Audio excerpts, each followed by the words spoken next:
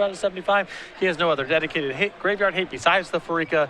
And so Ray's really powerful draws, John has to just cross his fingers and hope they don't show up.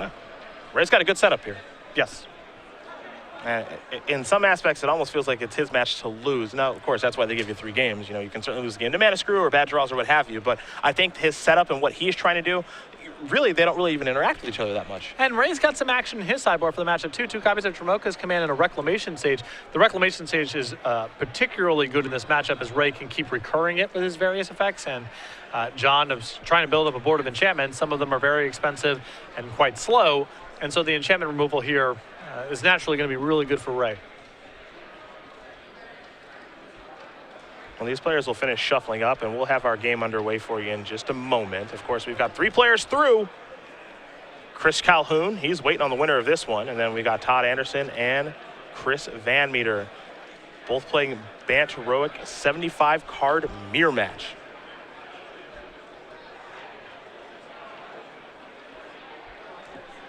So Bant Heroic, certainly a popular choice this weekend from our players from Roanoke. And then Abzan, well, of course Abzan's popular. It's Abzan.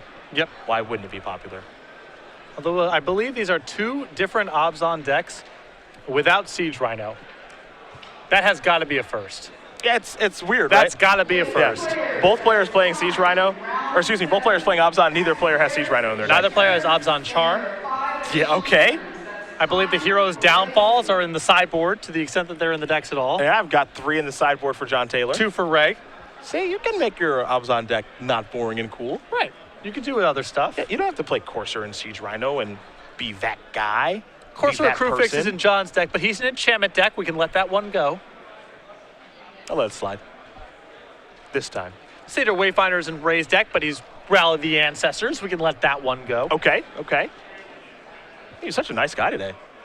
I'm impressed. You're just letting things go. It's very unpatrick of you. I appreciate the effort, you know?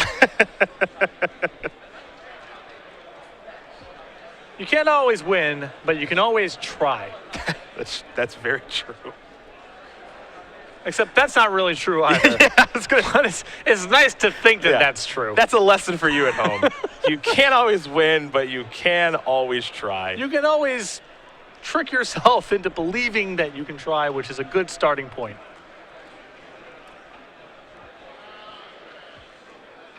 Now, Sansep Citadel is how we're going to start game number 3 here against Tautic and Taylor. Sansep Citadel on both sides of the table. Tautic will sacrifice a Windswept Heath. Forester Plains on the way. Big ovation when Ray was announced for the top 8 here. Very popular in the Virginia community. Yeah, absolutely. Like I said, not from here originally. I know him from my PTQ days from the Connecticut area. I know he was a store owner. I'm not sure if he still is at this point. I believe that he still is. He's going to play a Seder Wayfinder. Turn over a couple of cards. Some options here as far as lands are concerned. Manic Influence, Sansep Citadel, and a Windswept Heath.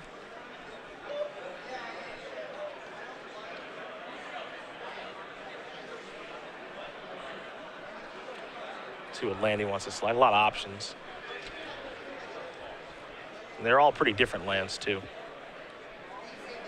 Something to fill up the graveyard, something that makes all of his mana, a land that can come into play tapped, just trying to avoid here.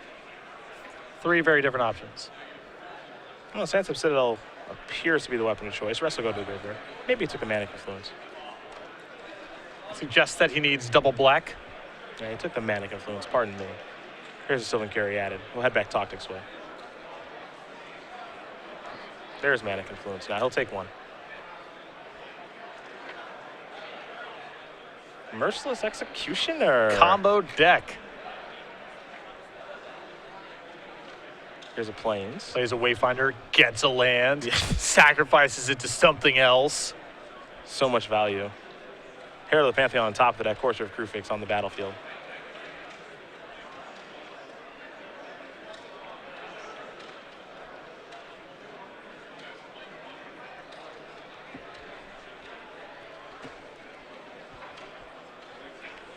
Could kill the Courser and attack.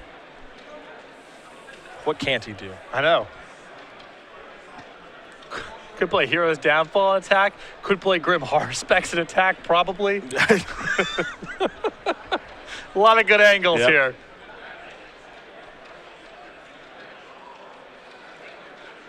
I'll take 1 for Mana Confluence. We can guarantee that. There's Hero's Downfall. In for 3. Doing it all. Yep. Taylor going to draw Herald of the Pantheon.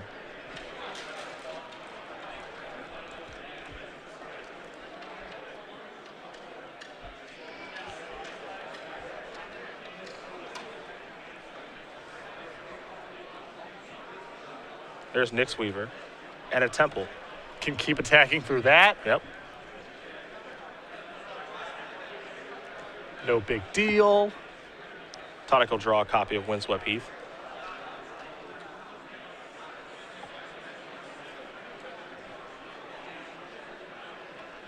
And, you know, I'm joking around a little bit, but don't discount the significance of these little points of damage here. Oh, of course Ray's not. trying to set up a Rally the Ancestors kill through Mogus Marauder. The lower and lower John goes, the easier that is to accomplish. Yeah.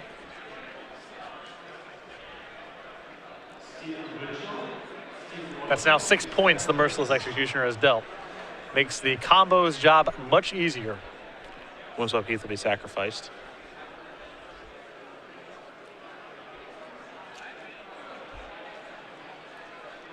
There's a basic forest.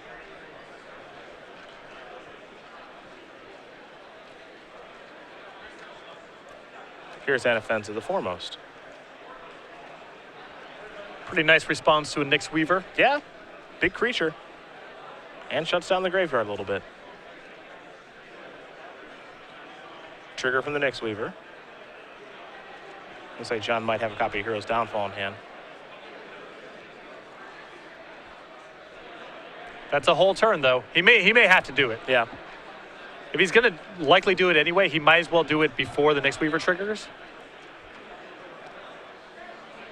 So there goes Anafenza, and now there's the Nyx Weaver trigger. So 2 cards, Land of War Waste. Let's make it 2 of those. Get milled over, and then Taylor will draw for the turn. We'll play a Plains. There's the Herald of the Pantheon. Here's an attack. That one's a new one. Enchantment spells you cast cost 1 less. And whenever you cast an enchantment spell, it doesn't have to resolve. Just when you cast it, you get to gain a life. Can't forget it is a 2-mana 2/2 as well, so it can give some beatdowns. Really nice enabler for this deck. Unfortunately, not an enchantment, so you don't get all the synergies, but this is a nice pickup for Constellation decks.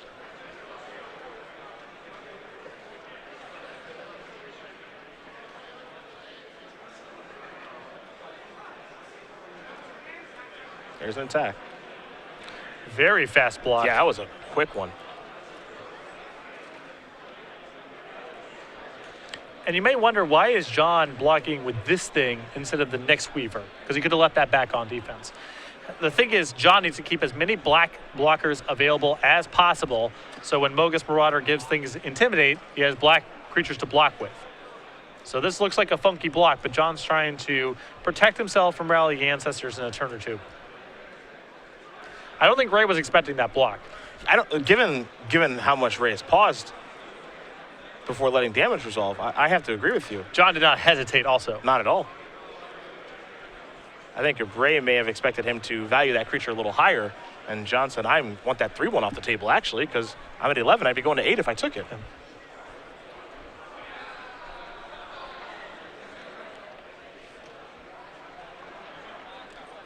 Maybe there's an argument for trying to block with enchantments and hold the impact of a Dromoka's command, but there's no way for John to really play around that card long term because his deck's just all enchantments. So yeah. If Ray's got Dromoka's command, it's just going to be good, and you try to play around the other elements of the deck.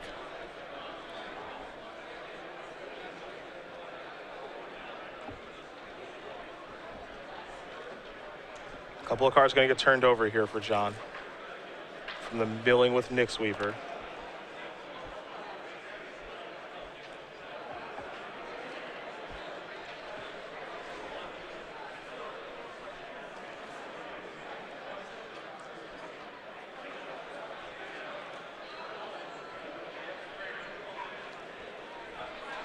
And the real tight spot here for John is Ray looks like he's winning this game right now just based on cards in hand and what the board looks like, and he doesn't even have land number 5 yet. We haven't even talked about Rally the Ancestors being something that has to be on John's radar.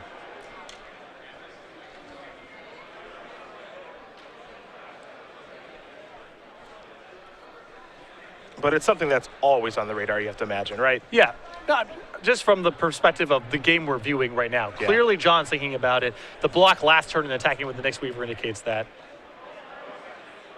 It's almost just, it's too powerful a card to ignore, it seems like.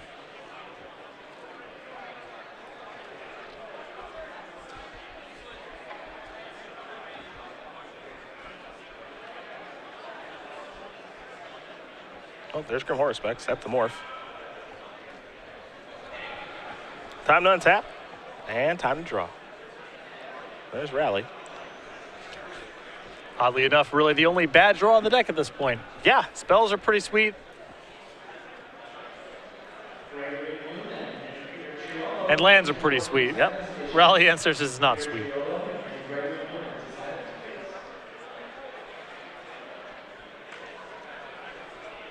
Legacy players. Hero's Downfall.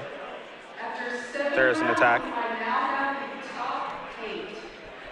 Not how I expected this game to go at all.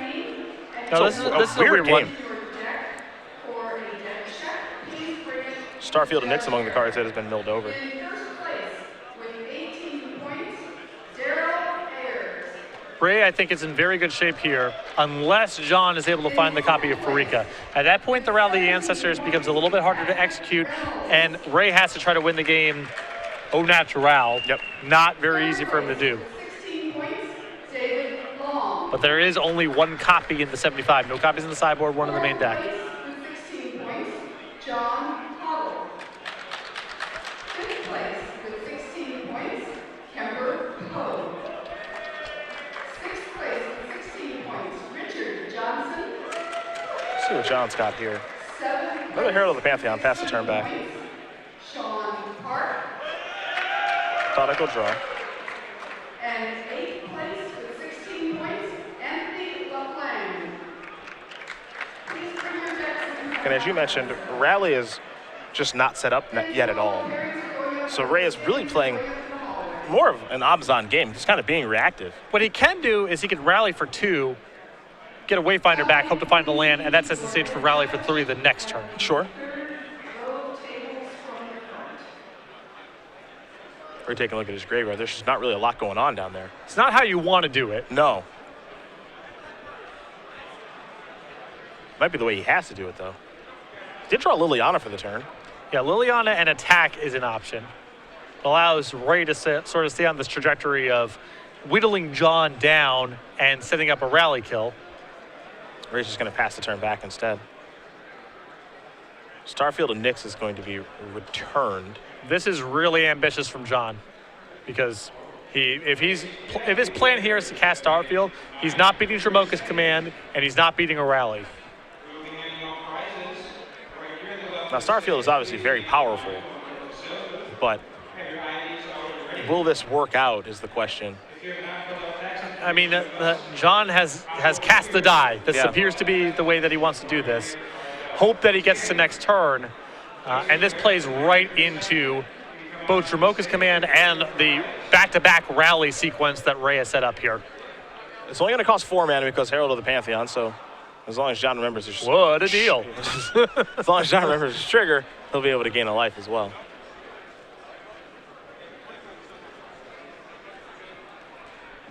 And what's so powerful here for Ray is he can go for rally for 2, and if he misses, can just untap and play Tremoka's command and go about business as usual.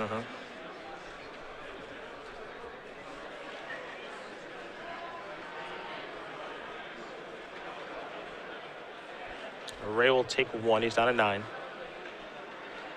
Here's rally for 2. Satyr Wayfinders are on their way back. So 2 triggers. That one missed, but that's okay if you think about it because he's just trying to fill up his graveyard. Yeah, Ray would have really liked a land that came into play untapped through those 2 Wayfinders. Tautic will untap. Those 2 will get exiled from the rally trigger, and that'll draw a card for the turn.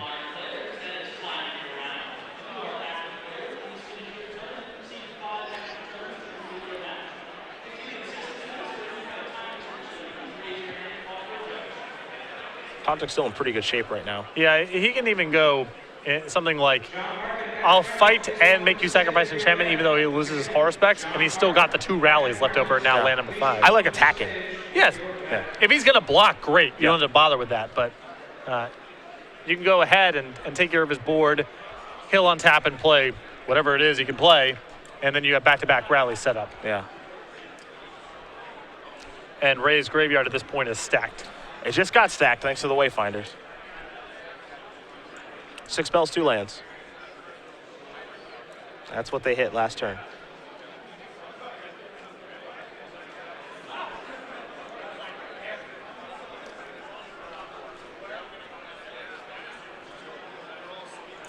Taylor will have to decide if he wants to block or not. If he blocks, then Ray can go +1/+1 to the horror specs. You sack an enchantment. If he doesn't block, I don't mind fighting and trading now that you have land number 5. Get your damage in and then fight and trade. Yeah. Fight and have him sacrifice the Starfield. Right. Yeah. Then you've cleared his board up and you're sitting pretty good. No discard in John's deck either. It's really only the one Farika that can muck things up, and he would have to have it and be able to stop you by exiling 1 card, because that's the amount of mana that he has available, and that seems hard to do. So damage will come through. Taylor will take some. Now Tautic will follow up with Ramoka's command. So he will fight and have Taylor sacrifice an enchantment. So had a feeling that might be the route he goes, and it is. And now they'll pass the turn back. Taylor gonna untap. Take a draw step. We'll see what he can put together.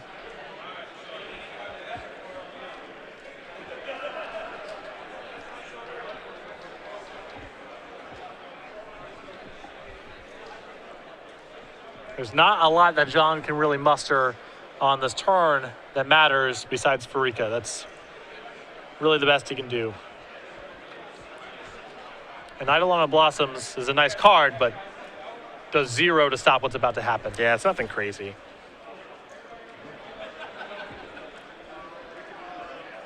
Carry at it as well. And now this is an easy rally for a graveyard full of stuff, which includes Mokus Marauder and Nantuko Husk. Give your Nantuko Husk haste and intimidate, sack some stuff. You actually had to sack nothing basically, because John's at 4. Yeah, basically nothing. Mokus Marauder plus Husk attacking is good enough. Yeah, assuming that they're both down there. I know Husk is. Didn't get a great look at the graveyard to see if Marauder is, but if that's the combination of cards that's down there, that's it for this match. We're going to take a look at the graveyard. I think maybe the missing piece right now is Mogus Marauder. If he doesn't have Mogus Marauder, well, there's still a lot of Merciless Executioner triggers that occur here, and I can draw a bunch of cards with Grim Horror specs.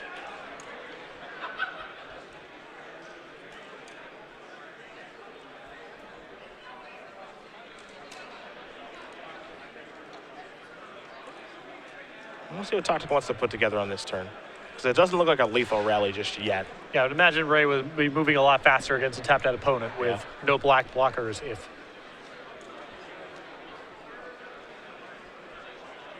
I think his Marauder may be in hand.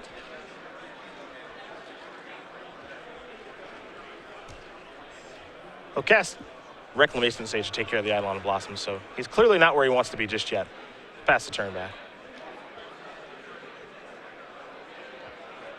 Taylor will draw. 9-4 in favor of Tautic. Taylor with an uphill climb here. Game has really felt in favor of Tautic the entire time. Here's Krufix's insight.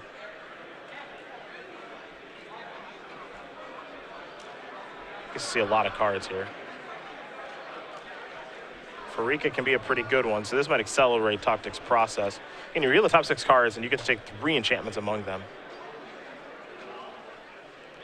Yeah, it's very powerful. Farika's good news for John, although unfortunately at 4, even if he breaks up some of the Rally of the Ancestors shenanigans, he's got to be able to beat the 1/1 Death Touch tokens on the way back. Not easy to do at 4. Well, the Doomweight Giant can help there. There's a Temple. Take a look at that top card. Taylor going to leave that on top, it appears. Nyx Weaver is the play. Now we head back Tautic's way. He'll draw.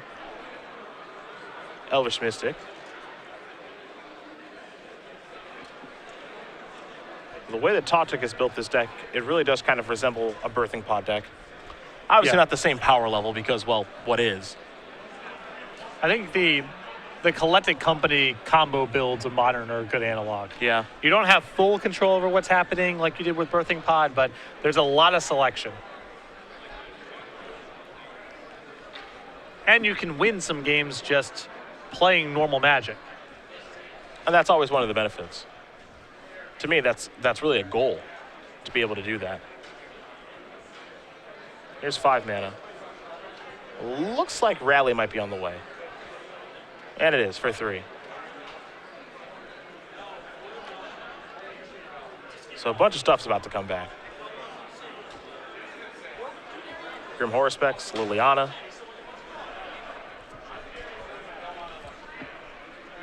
And now if Mogis Marauder is trapped in Ray's hand, what Ray can do is sacrifice a creature, which he'll be doing anyway to draw some cards with Grim Horospex. Flip Liliana, plus Liliana to force both players to discard. Then you put Mogis Marauder in the graveyard. Then your second rally should be good to go. Yep. That's a way to get it done. 2 Horospecs in play, by the way. That's a lot of cards. There's also a Merciless Executioner trigger. So now he's got to figure out how he wants to stack all this stuff. Not a ton of triggers to stack. He's got a Satyr Wayfinder, a Merciless Executioner. So Executioner is going to sacrifice the Wayfinder. So oddly enough, that'll put more triggers on the stack. It'll cause Horospex to trigger twice since there are 2 on the battlefield, and Liliana to trigger since a creature died. Of course, John Taylor will have to sacrifice a creature. So he takes a look at Rally. Nyx Weaver's going to bite the dust. Wayfinder will bite the dust. Liliana going to trigger. Both Horospecs as well. Triggerception. Well, it's very simple at first. Never is. Now, It never is. We are in Triggerception. You are not wrong about that.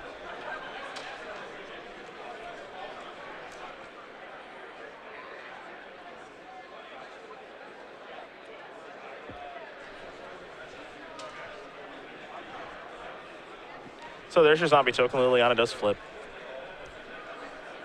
Now Satyr Wayfinder will turn over some cards. Send Protector, Elvish Mystic, Mana Confluence, Collected Company. Mana Confluence will go to the grip.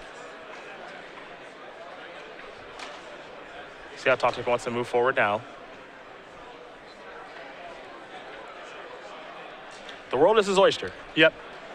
I mean, it's cool to watch this deck in action because Ray doesn't even have to really combo out necessarily to win the game, and he's done most of his work without Rally the Ancestors, getting John all the way down to 4. He can just grind John down with these kind of exchanges, draw a bunch of cards, kill a bunch of stuff. If he happens to execute the combo kill, that's convenient and expedites the process, but he doesn't have to do that. Yep.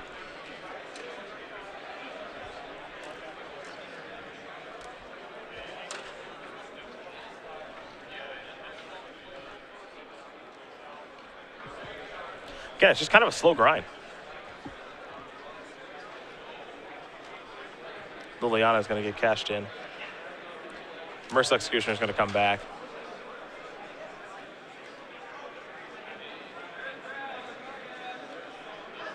And what's unique about this approach, as opposed to the approach we saw from Tickle last weekend, Tickle was all in on the combo. Yeah. And if the combo didn't work out, as we saw against Jeff Hoagland and a couple other players, he really didn't have a way to win because he couldn't play a normalized game. You're seeing here with Rally the ability for Ray to clear the board, attack for some damage with this Reclamation stage that was left over.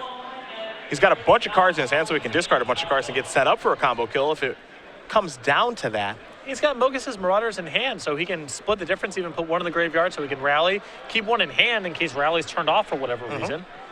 He's got a green attacker and a black attacker next turn with John at 1. Yeah, I mean, he's got so many different angles of attack here. Yeah, but the big trick here is to really decimate your board and leave yourself in a good position after a rally. You know, you get to draw some cards, you make your opponent sacrifice some creatures with the Merciless Executioners and the Fleshback Marauders, because it can't go understated. He's playing 3 Merciless Executioners and 2 Fleshback Marauders in the main deck. On top of 4 copies of Liliana. So this sequence that you're seeing right here, this is not uncommon for Ray's deck to be able to do. really wants to lock you up. And now he's got a zombie left over from the Liliana trigger. That's another attacker here. Because that one's not getting exiled to rally.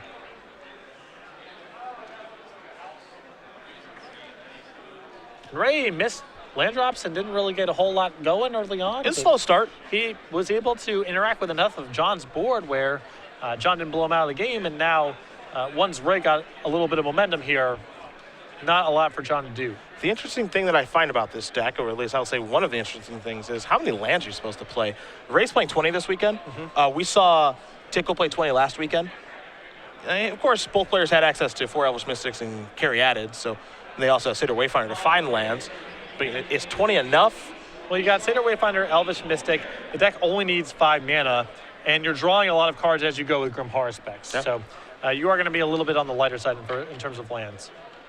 Doomwake Giant just took care of a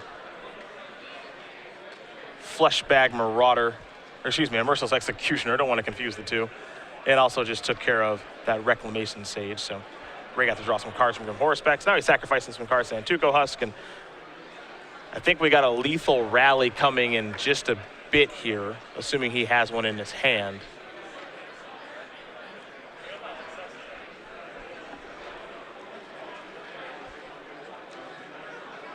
And Tautic kind of showing that I've got you basically where I want you. Just want to make sure I don't make a mistake here. Husk will sacrifice itself. Untap. Horror Specs will leave on upkeep from the rally trigger. Tautic draws a copy of Elvish Mystic.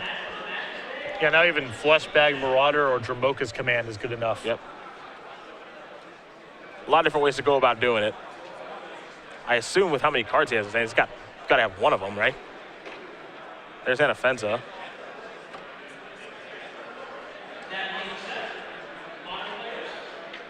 Elvish Mystic.